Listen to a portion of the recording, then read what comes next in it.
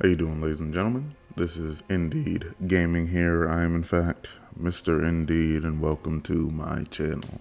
Please do like, share, and comment on this video, and we're going to get right into it.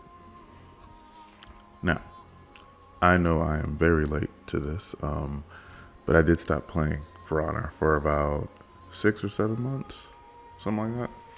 So, I'm late. But I have still been paying attention to the game. I've still been watching people like Kenzo, Havoc when he's not doing. Well, I've been watching his Elden Ring videos too. Nova King, people like that. I've still been watching people. I've still been paying attention to the news. So basically, I still know what's going on for the most part. I've been playing again for about 2 weeks now. I've been having fun again, so that's good. Anyway, back to the video. Obviously by the title, I want to talk about Pirate. Like I said, I'm late, I know, but someone did ask me to do a rework video on this character, and I'm not really sure I should do a rework video on this particular character because majority of the video would just be me nerfing the character, if I'm being honest. And that seems like, even for characters that I don't like, I like my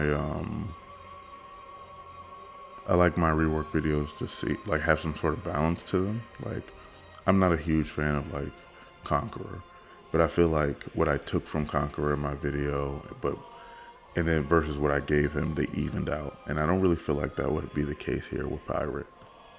I have issues on pretty much all fronts with this character. I mean, like, narratively, they said they wanted to make the pirate hero because not the pirate hero, the outsider faction, because they wanted to have creative freedom with their characters. Cool, that's fine. You could just put any hero in the game. I get that. That's fine. Any culture, all that stuff. I mean, don't put a Navy SEAL in there, but you know what I mean. And then they go for the first character in this faction to make a Chinese hero that's speaking Chinese or Mandarin, or I'm not going to pretend like I understand the difference or if there even is one, but you know what I mean. And all her gear is, Chinese themed, like at least Chinese pirate-y themed, I should say. Like, what would be different about this character if they were in the Wulin faction? Really? What would be different? I can't think of anything. The hero's from the same area. She's the same ethnicity. She's speaking the same language, I'm pretty sure. It's like, and her gear is all themed in that direction. So what exactly would be different about this character if she was in the Wulin faction? In my opinion, if they wanted to make a faction like the Outlanders that had creative freedom to them, if I wasn't gonna go, like, if I really wanted to show creative freedom, I would have went with an Assassin's Creed hero, and not like Ezio or Altair or Edward Conway or whatever his name was, specifically. But when it comes to the Assassin's Creed characters, there's so much variety to their characters because they could be pretty much anything, because they were all over the world at any point in time. It was like, so you could have a samurai one, or you could have a Chinese one, or you could have, or like a Viking one, or, you know what I mean? And obviously these are all factions that are already in the game. But I mean, it's like, okay, well, I mean, this is an African one, and so we're not going to do an Assassin's Creed in Africa per se. It's like, I mean, let me not say that, because obviously Egypt is in Africa, but I mean, like, this is in the Ghana region, or this is in the Somalia region of Africa, like Egypt and those areas are very different. This is a Indian assassin from the Assassin's Creed, something like that, and then there's so much variety when it comes to those characters that is a type of character that they could, I mean, honestly, they could do an entire faction of Assassin's Creed and they would be able to make a heavy if they wanted to, because if you go to Unity, you could use heavy weapons in that. They could do an assassin, obviously, because they're assassins. They could do a vanguard. They could do stuff like that. So, but that's a whole nother thing. I'm going off on a tangent. My apologies. Maybe I'll do a video on that. But with this particular character, it's like, you tell me you want creative freedom. It's like, but then you create them within the guardrails of a faction that you already have in the game. It just doesn't make any sense to me. And then when we get to her kit, obviously probably the most egregious part of her kit is a dash forward heavy that is unblockable, uninterruptible, and feintable. That's probably the most ridiculous single move in the game, in my opinion. Like, it just doesn't make any sense. I can't imagine whose idea that was. I can't imagine what team allowed that to go through, but I think it's stupid. Like, I just think it's dumb. It's like, oh, it's and the thing is that I get conflicted when I talk about this game and when I think about this game, because part of me wants a certain realm of realism, you know what I mean? A certain realm of logic. And when we're talking about a sword like the pirate sword, I believe it's called a cutlass. There's no way that you can really swing that sword that it will be unblockable. Now, to be fair, if you're even if you're a lawbringer, it's like if you're fighting Vortigern, there's no way you're swinging that weapon that he couldn't block it with a shield. So I get that. But for a character like a pirate, I don't understand why that attack would be unblockable. Now, functionally, I guess I could say I understand it because she doesn't technically have an opener. But if I was them, like if I made the pirate character, I would be okay giving that hyper armor, even though she's only wearing a trench coat. I would be okay with that because, I mean, Aramusha's jump forward heavy as hyper armor. It's like, so I would be okay giving that hyper armor. I would be okay making it feintable. I would not be okay making it unblockable. If I was to give her an opener, her opener would probably function similar to Gladiator's toe stab, where she would just shoot her gun and it would do a little bit of damage, just like it does a little bit of damage in her combo now. It's like, but I would make that serve as her, we'll have one that serves as her opener, and she would also have the one in her combo.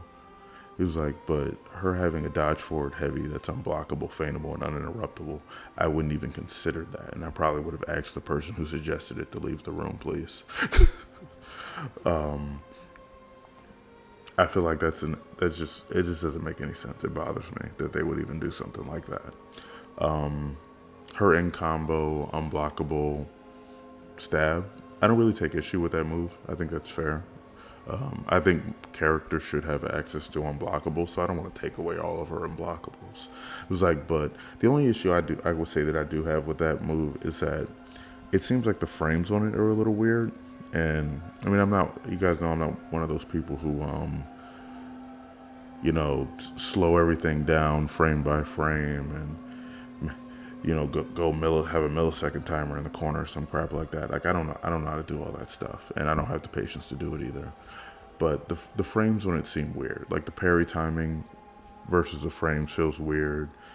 The saw feint in the GB feels weirdly fast. And it's like, there's characters like Kensei and Raider who can also, go from an unblockable saw feint into a GB. But for her, it seems very fast. I mean, I could be wrong about that, but it's just the way it feels. Lastly, on her kit, the dodge cancels. That, to me anyway, they don't make any sense. Now, the character's already out. I guess I'm not going to advocate for them taking away it. The character's already out and blah, blah, blah. And it's not like it's unmanageable or anything like that. It just doesn't make any sense that her character has it to me. Like, you have characters like Shinobi and Peacekeeper that don't have dodge cancels, and they're actual assassins. They're supposed to be nimble. Like, this lady's like 6'5" and probably like 220 pounds. It's like, but she's like nimbler than Peacekeeper is. It's ridiculous. If I was to create the character, I wouldn't take away her dodge attack. I think dodge attacks are a fairly good tool in this game. that I wouldn't really be opposed to most characters having in some way, shape, or form, and that I would include that, like shape or form. I mean, like a bash would be included. Like so, Shigoki technically has a dodge attack, even if it didn't do damage, because if it didn't do damage, then it would guarantee a light, so it de facto does damage. You get it. Anyway, I would just make it keep her having a dodge attack, but if I made the character, she would not have a dodge cancel at all. It just no. I don't think it makes a whole lot of sense for the character, and it doesn't even seem like it's GB vulnerable. Like if you try to do unblockable and then feint into a guard break, it doesn't. Maybe it's just a really short timing, to be fair, but as far as I can tell, it doesn't seem like it's guard break vulnerable. I wouldn't have given it to her. Like maybe I would have given her a animation cancel into the opener that I was talking about, where she shoots her gun, so she can continue her combo, so she can finish with her undodgeable, which I don't have any issue with the undodgeable. She could finish with her undodgeable, but then do another shot and then go back into it, and then maybe she wants to finish with the interruptible heavy this time.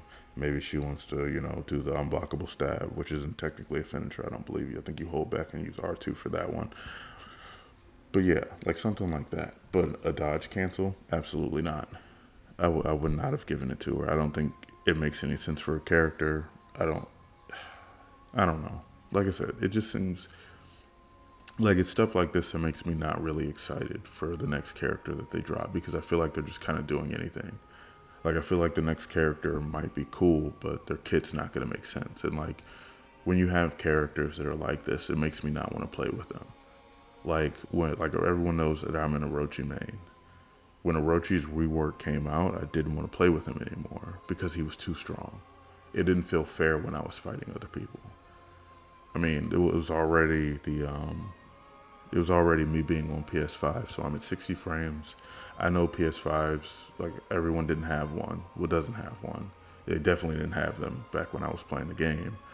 So I felt like it was unfair already because I was at 60 frames. It was like, but now I'm playing with this character with all these dodge cancels and super hard to punish. And I got all these undodgeable storm rushes and stuff like that. It just didn't feel fair to me. So I didn't want to play with the character anymore. And if you drop, in my opinion, it's like if you make me feel like a character is so good, I don't want to play with them because it's that easy. But then there's multiple other characters that I can play with in the game that don't feel that way. I think you fucked up. So I think this character was a fuck up. I feel like the next character is also going to be a fuck up. Like I feel like when a character comes out, it's like you shouldn't have to constantly have to nerf them.